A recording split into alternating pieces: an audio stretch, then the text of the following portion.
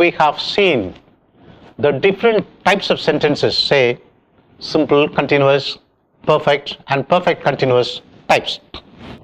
Now we are going to see this active voice, passive voice. அதாவது வாக்கியங்களை பேசிக்கலாக அடிப்படையாக சிம்பிள், கண்டினியூஸ், பர்ஃபெக்ட் கண்டினியூஸ் என்று பிரிக்கிறார்கள். ஓகே, அப்போ பேசிக்காக எவ்வாறு, அடித்தளத்தில் எவ்வாறு வாக்கியங்கள் பிரிக்கப்பட்டிருக்கின்றன என்பதை பற்றி இதுவரை நாம் பார்த்தோம். இனி நாம் பார்க்க போகிறது ஆக்டிவ் வாய்ஸ், பாசிவ் வாய்ஸ். ஒரு வாக்கியம் எந்த வகையில் அமைந்திருக்கிறது, ஆக்டிவ் வாய்ஸா பாசிவ் வாய்ஸா? இப்போ பாருங்க, ஆக்டிவ் வாய்ஸ் செய்வினை வாக்கியம், பாசிவ் வாய்ஸ் செயற்பாட்டு வினை வாக்கியம். இப்போ இதை நாம் நன்கு புரிந்து கொள்வதற்கு முதலில் ஒரு வாக்கியத்தினுடைய உடற்கூறுகள் என்ன என்பதை தெரிந்து கொள்ள வேண்டும். ஜென்ரலா பொதுவாக ஒரு வாக்கியம் இருக்கிறது என்றால் அந்த வாக்கியத்தினுடைய உடற்கூறுகள் பாருங்க. வாக்கியத்தின் உடற்கூறுகள் எழுவாய், பயனிலை, செயற்படும் பொருள், 3 உடற்கூறுகள் இருக்கின்றன. ஃபார் எக்ஸாம்பிள், ராமன் மரத்தை வெட்டினான் என்ற வாக்கியத்தை எடுத்துக்கொள்ளுங்கள். பூனை பாலை குடித்தது, அந்த வாக்கியத்தை எடுத்துங்க. இப்போ பயனிலை, இப்போ உடற்கூறுகள் 3 என்று சொன்னேன், எழுவாய், பயனிலை, செயற்படும் பொருள். இப்போ நம்முடைய தமிழ் மொழியில ஒரு வாக்கியத்தில் இறுதியாக அமையக்கூடியது பயனிலை தான். அதனால மிக எளிதில் நீங்க பயனிலையை கண்டுபிடிச்சிடலாம். அப்போ பயனிலை இல்லாத வாக்கியமே இல்லை. பயனிலை இல்லாத வாக்கியமே இல்லை. ராமன் மரத்தை வெட்டினான், எது பயனிலை? வெட்டினான் பயனிலை. பயனிலை என்பது என்ன? முடிந்த வினை, நிறைவுற்ற வினை. ஸோ செயல், நிறைவுற்ற செயல், வெட்டுதல் என்ற செயல் நிறைவுற்றுச்சு, முடிஞ்சு போச்சு, கம்ப்ளீட் ஆயிடுச்சு. Completing the action. வெட்டினான். பூனை பாலை குடித்தது, குடித்தது, குடிக்கிற தொழில் முடிஞ்சு போச்சு. ஓகே, ஸோ வெட்டினான், குடித்தது பயனிலை. இஃப் யூ டேக் வெட்டினான் என்ற வார்த்தை தான் பயனிலை. Then Raman cut the tree. Raman மரத்தை வெட்டினான், இங்கிலீஷில் ராமன் கட் த ட்ரீ. அப்போ கட் ப்ரெடிகேட்ஸ், ஏன்னா பயனிலைக்கு ஆங்கிலத்தில் ப்ரெடிகேட்ஸ். இந்த எழுவாய், அந்த வேர்டை நல்லா பாருங்க. எழு வாய், வாக்கியம் எழுவதற்கு வாய் போன்று உள்ளது. அப்போ that is the mouth, that is the beginning. ஒரு வாக்கியம் எழும்போது வாக்கியத்திற்கு வாய், மவுத் போன்று உள்ள வார்த்தை அல்லது வார்த்தைகள் எழுவாய் எனப்படும். சரி, இந்த எழுவாயை எப்படி கண்டுபிடிக்கிறது? பயனிலையை கண்டுபிடிக்கிறது ஈஸின்னு சொன்ன தமிழ் மொழியில இறுதி வேர்டு பயனிலை. புரியுதா? இங்கிலீஷ்ல கம்ப்ளீட்டட் வேர்ப் கம்ப்ளீட் ஆகி நிற்கும். Okay, completed action. இப்போ எழுவாயை எப்படி கண்டுபிடிக்கிறது அப்படின்னா, இப்போ நமக்கு 2 சென்டென்ஸ் பார்த்தோம். ராமன் மரத்தை வெட்டினான், பூனை பாலை குடித்தது, 2 சென்டென்ஸ் பார்த்தோம். இதுல மரத்தை வெட்டினான், வெட்டினான் பயனிலை, பூனை பாலை குடித்தது பயனிலை. ஓகே, எழுவாயை எப்படி கண்டுபிடிக்கிறது? எந்த சென்டென்ஸ்லையும், எந்த சென்டென்ஸாக இருந்தாலும் நீங்க யார் அல்லது எது என்ற கேள்வி வார்த்தையை அந்த பயனிலையோடு இணைத்து கேட்கணும். எப்படி கேட்பீங்க? யார் வெட்டினான், ராமன் மரத்தை வெட்டினான்ல, வெட்டினான்ற பயனிலைய அதுக்கு முன்னாடி யார், யார் வெட்டினான் அப்படின்னு கேட்டீங்கன்னா பதில் ராமன். ஸோ வரக்கூடிய பதில் தான் எழுவாய். என்ற வார்த்தையை கேட்கலாம் வெட்டினானோட பயனிலையோட, அல்லது எது என்ற வார்த்தையை கேட்கணும். இப்போ பாருங்க, யார் பூனை பாலை குடித்தது, யார் குடித்தது? பதில் வரல. எது குடித்தது? பதில் வந்துச்சு, பூனை. அப்போ யார் அல்லது எது, இந்த 2 வார்த்தைகளில் ஒவ்வொன்றையும் பயனிலையோடு இணைத்து கேட்கும் பொழுது கிடைக்கக்கூடிய பதில் தான் எழுவாய். ஸோ யார் குடித்தது, பதில் நோ ஆன்சர். எது குடித்தது? பதில் பூனை.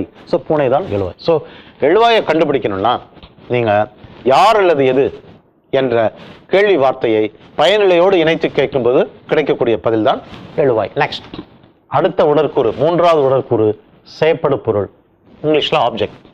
ஆப்ஜெக்ட் எப்படி கண்டுபிடிக்கிறது அப்படின்னா, அதே பயனிலையோடு தான் யார் அல்லது எது அதை கேட்காம யாரை அல்லது எதை என்ற கேள்வி வார்த்தைகளை, வினா வார்த்தையை பயனிலையோடு இணைத்து வினவும் போது பிறக்கும் பதிலை செயற்படும் பொருள். யாரை வெட்டினான், ராமன் மரத்தை வெட்டினான்ல, வெட்டினான் பயனிலை, வெட்டினானுக்கு முன்னாடி யாரை, யாரை வெட்டினான்? பதில் நோ ஆன்சர்.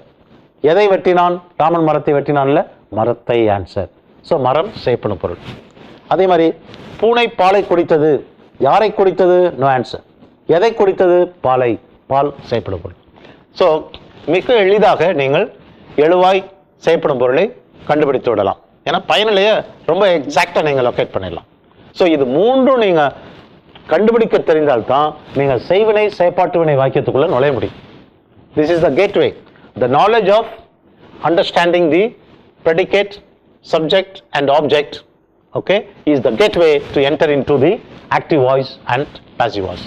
Next, இந்த active voice, passive voice அப்படின்ற ஏன் இந்த மாதிரி ஒரு வேர்டை கொடுத்தாங்க? ஏன் சில வாக்கியங்களுக்கு active voice sentence, ஏன் சில வாக்கியங்களுக்கு passive voice sentence அப்படின்னு பேர் கொடுத்தாங்க அப்படின்றதெல்லாம் மிக தெளிவாக நீங்கள் புரிந்து கொள்ள வேண்டும்.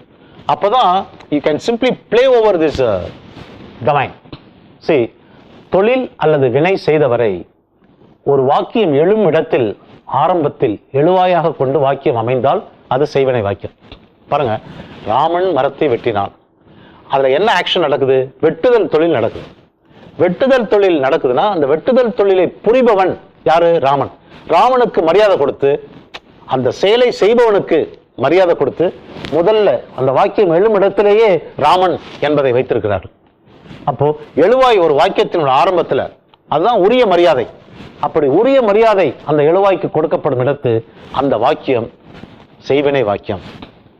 Okay, active voice. ஏன்னா ஆக்ஷன் செய்கிற ஆக்ஷன் செய்யக்கூடியவனுக்கு மரியாதை கொடுத்து அவனை சப்ஜெக்டா மரியாதை செய்யும் பொழுது அது ஆக்டிவ் வாய்ஸ். தொழில் ஆர் வினை செய்தவரை ஒரு வாக்கியம் எழும் இடத்தில் ஆரம்பத்தில் எழுவாயாக கொண்டு வாக்கியம் அமைந்தால் அது செய்வினை வாக்கியம், ஆக்டிவ் வாய்ஸ். மாறாக செய்யப்படும் பொருளை எழுவாய் போல் பாவித்து, மரம் ராமனால் வெட்டப்பட்டது. நல்ல கவனிங்க, ராமன் மரத்தை வெட்டினான் என்பது ஒரு வாக்கியம். அதே பொருளை மரம் ராமனால் வெட்டப்பட்டது. அப்ப இந்த மரம் நம்ம என்னன்னு கண்டுபிடிச்சோம்? செய்யப்படும் பொருள்னு கண்டுபிடிச்சோம். செய்யப்படும் பொருள்னு கண்டுபிடிச்ச ஒரு மரத்தை, செய்யப்படும் பொருளை வாக்கியத்தினுடைய முதல்ல மரியாதையா கொண்டு வந்து வச்சா என்ன அர்த்தம்? ராமனுக்குள்ள மரியாதை கொடுக்கணும். வெட்டுதல் தொழிலை செய்த ராமனுக்கெல்லாம் மரியாதை கொடுக்கணும். அப்போ வெட்டுதல் தொழில் செய்த ராமனுக்கு மரியாதை கொடுத்து ராமன் மரத்தை வெட்டினான் வரும்போது அது ஆக்டிவ் வாய்ஸ். இது பாசிவ் வாய்ஸ். பாசிவ் என்றாலே ஓகே பாருங்க, பாசிவ் என்றாலே டெட் அர்த்தம், இறந்து போன என்று அர்த்தம். பாருங்க, மாறாக செய்யப்படும் பொருளை எழுவாய் போல் பாவித்து மரம் ராமனால் வெட்டப்பட்டது, பால் பூனையால் குடிக்கப்பட்டது. குடித்தல் தொழில் செய்தது பூனை. பூனையை ஃப்ரண்ட்ல வைக்காம குடிக்கப்பட்ட பாலை முன்னாடி வச்சு செய்யும் போது, என இவ்வாக்கியங்களில் செய்யப்படும் பொருளாக உள்ள மரம் பால் இவற்றை வாக்கியத்தை முன்னிறுத்தி இவ்வாறு வாக்கியம் அமைந்தால் செய்யப்படும் பொருளுக்கு முதல்நிலை அளிப்பதால் அவ்வாக்கியம் செயற்பாட்டு வினை வாக்கியம். Passive voice. பாசிவ்னா டெட் சென்டென்ஸ் என அழைக்கப்படுது. ஸோ இதெல்லாம் பாசிவ் வாய்ஸ் சென்டென்சஸ். செயலை செய்கிறவன் சப்ஜெக்ட். சப்ஜெக்டுக்கு வேல்யூ இல்லை என்றாலே அது செயலற்ற வாக்கியம் என்பதை காட்டவோ என்னவோ இதனை பாசிவ் வாய்ஸ் செயற்பாட்டு வினை வாக்கியம், பாசிவ் என்றால் செயலற்ற என்று பொருள் என அழைக்கின்றன. கிளியர்? ஸோ அப்போ ராமன் மரத்தை வெட்டினான், ஆக்டிவ் வாய்ஸ். மரம் ராமனால் வெட்டப்பட்டது, பாசிவ் வாய்ஸ். ஏன்? பிகாஸ் வெட்டப்பட்ட மரத்தை வாக்கியத்தினுடைய முதல்ல வச்சு வாக்கியத்தை தொடர்வதால், சப்ஜெக்ட் மாதிரி வச்சு தொடர்வதால அது பாசிவ் வாய்ஸ். தட் இஸ் அது பாசிவ்னாலே இறந்த, டெட் என்ற பொருள். குறிப்பு, அனைத்து மொழிகளின் வாக்கியங்களிலும் முதலில் சப்ஜெக்ட் தான் இடம்பெறுகிறது. நம்ம உடற்கூறுகள் சப்ஜெக்ட் ப்ரெடிகேட் ஆப்ஜெக்ட் பார்க்குறோம். ஒவ்வொரு மொழிகளிலையும் எப்படி இந்த சப்ஜெக்ட் ப்ரெடிகேட் ஆப்ஜெக்ட் அமைத்திருக்கிறார்கள் என்று பார்க்கணும். எல்லா மொழிகளிலுமே சப்ஜெக்ட் தான் முதல்ல இருக்கும். ரெண்டாவதாக தமிழ் மொழியில் இருக்கக்கூடியது செய்யப்படும் பொருள், கடைசியில தான் பயனிலை. ஆனால் இங்கிலீஷ்ல எல்லாம் பார்த்தீங்கன்னா சப்ஜெக்ட் முதல்ல தான் இருக்கும், ஆனால் இரண்டாவது மூன்றாவது இடமாற்றம் அடைந்திருக்கும். இரண்டாவது செய்யப்படும் பொருள், மூன்றாவது பயனிலை தமிழ்ல. ஆங்கிலத்தில் இரண்டாவது பயனிலை, மூன்றாவது செய்யப்படும் பொருள். Okay, next. ஸோ இந்த ஸ்லைடில் நாம் என்ன பார்க்க போகிறோம்? Active voice, passive voice. Active வாய்ஸாக கொடுக்கக்கூடிய ஒரு வாக்கியத்தை எவ்வாறு பாசிவ் வாய்ஸாக மாற்றுறது, பாசிவ் வாய்ஸாக கொடுக்கக்கூடியதை எவ்வாறு ஆக்டிவ் வாய்ஸ் சென்டென்ஸாக மாற்றுறது என்பதை பார்க்க போகிறோம். அந்த ஸ்ட்ரக்சர் ஆஃப் சச் சென்டென்சஸ், எவ்வாறு ஆக்டிவ் வாய்ஸ் சென்டென்ஸ் அமைந்திருக்கணும், எவ்வாறு பாசிவ் வாய்ஸ் சென்டென்ஸ் அமைந்திருக்கணும், அதனுடைய ஸ்ட்ரக்சர் மாறுபாடுகள் என்ன என்பதையெல்லாம் நாம் பார்க்க போகிறோம்.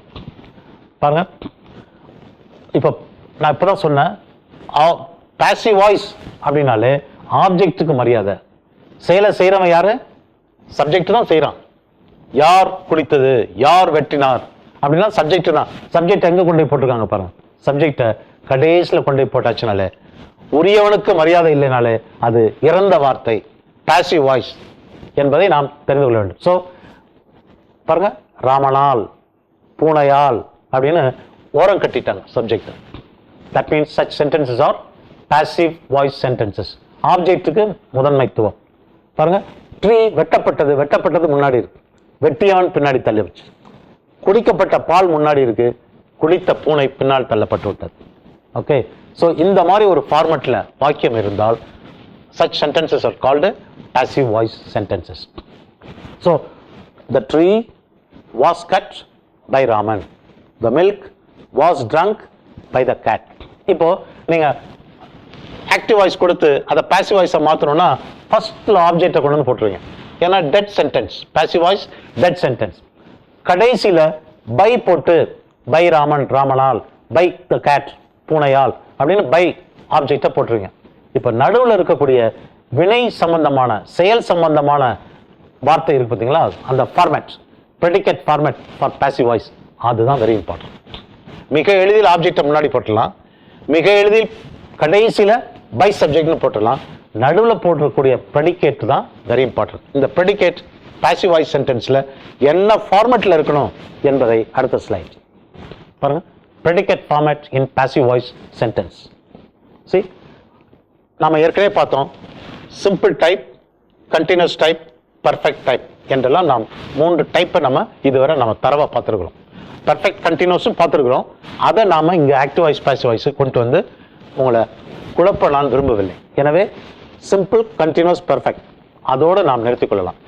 இப்போ பாருங்கள், உங்களுக்கு கொடுக்கப்பட்ட ஆக்டிவ் வாய்ஸ் சென்டென்ஸ் வந்து சிம்பிள் டைப்பை சேர்ந்ததாக இருந்தால் ப்ரெடிகேட் ஃபார்மேட், ப்ரெடிகேட் ஃபார்மேட்டில் எப்போதுமே கடைசியில் பாஸ்ட் பார்ட்டிசிபிள் இருக்கணும். கடைசியில் பாஸ்ட் பார்ட்டிசிபிள். சிம்பிள் டைப்பாக இருந்தாலும் கடைசியில் ப்ரெடிகேட் ஃபார்மேட்டில் பாஸ்ட் பார்ட்டிசிபிள். கண்டினியூஸ் டைப்பாக இருந்தாலும் ப்ரெடிகேட் ஃபார்மேட்டில் கடைசி வேர்ட் பாஸ்ட் பார்ட்டிசிபிள். பர்ஃபெக்ட் டைப்பாக இருந்தாலும் ப்ரெடிகேட் ஃபார்மேட்டில் கடைசி வேர்ட் பாஸ்ட் பார்ட்டிசிபிள். இப்போ முன்னால் என்ன இருக்கணும் அப்படின்னா, சிம்பிள் டைப்னா ஆம், இஸ், ஆர், இதில் ஏதாவது ஒன்று. ப்ரெசன்ட்னா இந்த 3இல் ஒன்று. பாஸ்ட் டென்ஸ்னா வாஸ் அல்லது வேர். ஃபியூச்சர் டென்ஸ்னா shall be or will be. Continuous டைப்பில் ப்ரெசன்ட்னா am or is, or is அல்லது ஆர். அண்ட் பாஸ்ட் டென்ஸ்னா வாஸ் அல்லது வேர். ஃபியூச்சர் டென்ஸ்னா shall be or will be. Perfect டைப்னா ஹேவ் ஆர் ஹேஸ் ப்ரெசன்ட்டில், had past, shall have, will have future. இது கம்பல்சரியாக இருக்கணும். ஓகே, அப்புறம் கண்டினியூஸ் டைப்னா இந்த இதுக்கப்புறமேல பீயிங். பர்ஃபெக்ட் டைப்னா பீன், அப்புறம் பாஸ்ட் பார்ட்டிசிபிள். சிம்பிள் டைப்புக்கு இந்த ரெண்டாவது இடம் காலியாக இருக்கும். கிளியர்? ஸோ நீங்கள் இதை மனப்பாடம் பண்ணிக்கணும். First I tell you this format. Simple type am, is, are, was, were, shall be, will be plus past participle. If it is continuous type, am, is, are, was, were, shall be, will be plus being plus past participle. Perfect type na have, has, had, shall have, will have plus been plus past participle.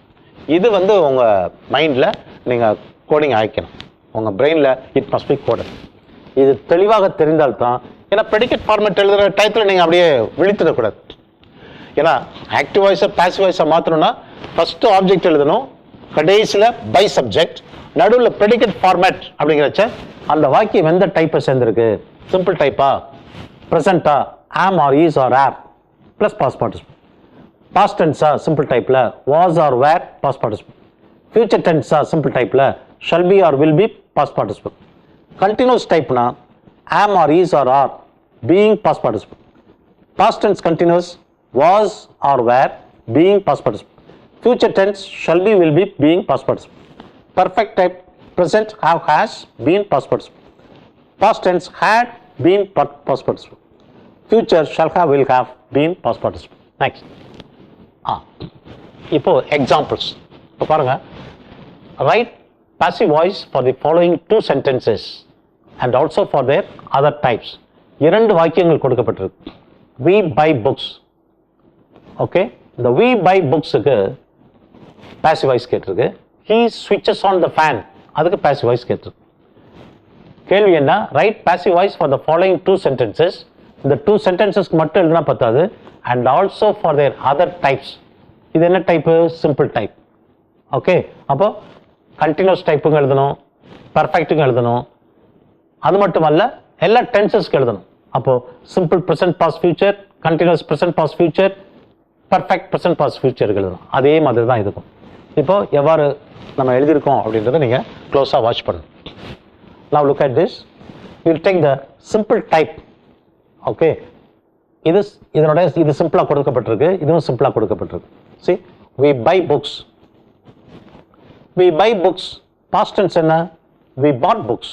Future, we shall buy books. இப்போ இந்த we buy booksக்கு passive voice என்ன அப்படின்னா, இதுல நல்லா கவனிங்க. இதுல predicate என்னது? Buy predicate. Predicate is buy. Meaning என்ன? நாங்கள் புத்தகங்களை வாங்குகிறோம். வாங்குகிறோம் predicate. இப்போ சப்ஜெக்ட் கண்டுபிடிக்கணும்னா யார் வாங்குகிறோம்? நாங்கள் வாங்குகிறோம், சப்ஜெக்ட் we. யாரை வாங்குகிறோம்? எதை வாங்குகிறோம்? புத்தகங்களை வாங்குகிறோம். So books object. ஸோ ஆப்ஜெக்டை முதல்ல போட்டுடணும் passive voice எழுதுறதுக்கு. கடைசியில் we கடைசியில் போடணும். இப்போ எங்களால் வாங்கப்பட்டது, எங்களால் ஏற்கனவே பொசசிவ் வேர்ட்ஸ் நான் டீச் பண்ணியிருக்கேன். வீல எங்களால், us, by us. Okay, so இது ரெண்டும் ஆப்ஜெக்ட் பை சப்ஜெக்ட் ஈஸியாக எழுதிடலாம். இந்த நடுவில் உள்ள ப்ரெடிகேட் எப்படி எழுதுறது அப்படின்னா, அதுக்கு தான் நான் சொன்னேன் சிம்பிள் டைப்னா am is are, am is are. Books வந்து தேக்கு பல வரும். புக்ஸுடைய பிரதிப்பெயர் சொல் என்ன, ப்ரொனவுன் என்ன அப்படின்னா தே. ஸோ தேக்கு என்ன வரணும்? ஆர். ப்ரீவியஸ் டைப் பாருங்க, சிம்பிள் டைப்புக்கு தேக்கு ஆர் போடணும். அப்போ are past participle, are past participle. என்ன வேர்டு நம்ம வெர்பு, என்ன வெர்பு? பை. பைக்கு past participle buy, bought, bought. அப்போ are bought. Next line. see, we buy books. Books are bought. We bought books. So past tense. Past tense என்ன பண்ணணும்? where. where போடணும். எங்க where போடணும்? previous slideல பாருங்க. previous slideல past simple plural where. So where bought. futureக்கு என்ன பண்ணணும்? will be bought. okay, continuous type எழுதும்போது are being bought. Continuous past were being bought. Continuous future will be being bought. That's a predicate format. Perfectly எழுதும்போது books have been bought. Books had been bought. Books will have been bought. அப்போ predicate format தான் passive voiceல is very important. அப்போ predicate formatனா நீங்க predicate format நல்லா கத்துக்கணும், இந்த ஃபார்முலாவை கத்துக்கணும். So simple type na, you must memorize this. For simple type predicate format, am, is, are, was, were, shall be, will be plus past participle. Continuous type, am, is, are, was, were, shall be, will be plus being past participle. Perfect type, have, has, had, shall have, will have, been past participle. This you have to memorize. Okay, only then you can write the predicate format and complete the passive voice. Next, அதே மாதிரி பாருங்க. We buy books. Books are bought by us. We bought books. Simple past, simple past. We bought books. Books were bought by us. Simple future, we shall buy books. Books will be bought by us. புத்தகங்கள் எங்களால் வாங்கப்படும், வாங்கப்பட்டன. Now for this sentence, he switches on the fan. He switches on the fan. Simple present. That means the fan. பாருங்க, அவன் ஃபேனை switch on பண்ணுகிறான். அப்போ யார் switch on பண்ணுகிறான்? he. யாரை அல்லது எதை switch on பண்ணுகிறாங்க? ஃபேனை. ஸோ ஃபேனை object, fan object. So the fan comes as object. He இங்கே போயிடுது, பை ஹிம், அவனால். அப்போ ஈஸ் switched on. இந்த ஈஸ் switched on எப்படி வரவழைக்கிறது அப்படின்னா சிம்பிள் ப்ரெசன்ட், சிம்பிள் ப்ரெசன்ட் அப்படின்னா so the fan is is, he, she, it. It தான் அதனோட ப்ரொனவுன். ஃபேனுடைய ப்ரொனவுன் என்ன? It. It is switched on. The fan was switched on. The fan will be switched on. So this is how you have to write the passive voice. Next, this is the continuous type. இப்போ we buy books, அதுக்கு continuous, we are buying books. Past, we were buying books. Future, we shall be buying books.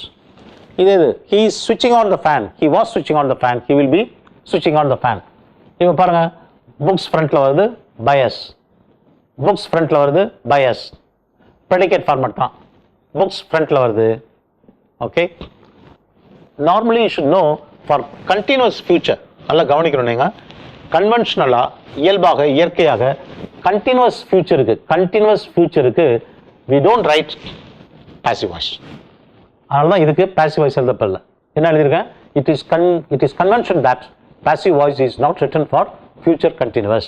So அதனால we don't write. இப்போ பாருங்க, predicate format, continuousக்கு predicate format பாருங்க. See, continuousக்கு am is or was were shall be will be plus being past participle. So இதை நினைவில் வச்சுட்டு இப்போ அந்த ஸ்லைடுக்கு வாங்க. Continuous. See, we are buying books. Books are being bought by us. So are being bought. Okay, being வருது. Continuousனாலே being வந்துடும். ஏன்னா ஃபார்மேட்டில் இருக்கு. Okay, அதே மாதிரி he is switching on the fan. The fan is being switched on by him. He was switching on the fan was being switched on by him. He will be switching on the fan. It is the same way. Future, continuous future, we don't write passive voice. Okay, next we will go to perfect. So we buy books, அதுக்கு perfect, we have bought books, we had bought books, we shall have bought books. So now passive voice, object comes first, bias, object comes first, books, bias, books, bias. Okay, so predicate format பாருங்க, perfect, have, has, had, shall have, will have plus been past participle. Say, some of you can say have, has, had, shall have, will have plus been plus past participle. Keep that in mind. Now come to the present slide. Perfect. See, we have bought books by us. So have, has, been past participle. Is it okay? So books have been bought by us, books had been bought by us, books will have been bought by us. புத்தகங்கள் எங்களால் வாங்கப்பட்டிருக்கின்றன, புத்தகங்கள் எங்களால் வாங்கப்பட்டிருந்தன, புத்தகங்கள் எங்களால் வாங்கப்பட்டிருக்கும். He has switched on the fan, he had switched on the fan, he will have switched on the fan. The fan by him has been switched on, had been switched on, will have been switched on. Okay, so this, see dear students, you must know one thing, that is climbing up on the steps. படிகளில் ஏறி மேல் மெத்தைக்கு போகிறது மாதிரி தான். அப்போ ஒவ்வொரு படியிலையும் நீங்கள் ஸ்டடியாக நின்று தான் அடுத்த படிக்கு போக முடியும். ஒரு படியிலே வழுக்கு விழுந்துட்டீங்கன்னா அடுத்த படிக்கு போக முடியாது. அதனால வழுக்கள் இல்லாத நிலையை ஒவ்வொரு ஸ்லைட்லையும் நீங்கள் பெற்றுக்கொள்ள வேண்டும். You must have confidence over every slide. Only then you should go to the next slide. Okay, நீங்கள் அதை எழுதி பார்க்கணும். மற்றவங்கள்ட்ட நீங்கள் you can teach to other students as I am teaching you. This is very important because நீங்கள் 6 நாட்களில் ஆங்கிலம் பார்த்தீங்கன்னா is an international language, world language. Okay, அதை 6 நாட்களில் நீங்கள் கற்றுக்கொள்ளலாம்னு சொல்கிறேன். நான் எழுதியிருக்கிறது 3 லெசன் தான். ஒவ்வொரு லெசனும் ஒரு நாளில் படித்துடலாம். புரியுதா? விருந்தும் மருந்தும் 3 நாள் அப்படின்னு சொல்லுவாங்க. அது மாதிரி 3 நாட்களில் நீங்கள் படிக்கிற மாதிரி தான் 3 லெசன்ஸில் நீங்கள் இங்கிலீஷ் கற்றுக்கலாம்.